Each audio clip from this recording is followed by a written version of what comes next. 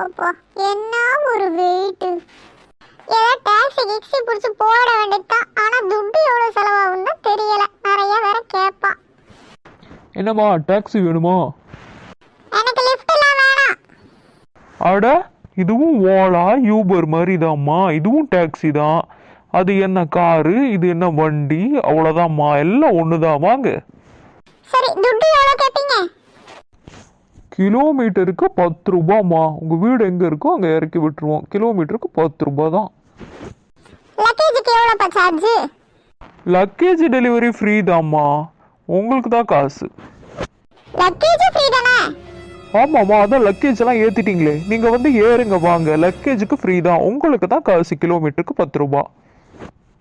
நான் அட்ரஸ் கொடுக்குறேன். நான் சொன்ன அட்ரஸ்ல இந்த லக்கேஜ் எல்லாம் இறக்கிடுங்க. நான் டைம் பஸ்ல வந்துக்கிறேன். லக்கேஜுக்கு ஃப்ரீ தானே? யாரு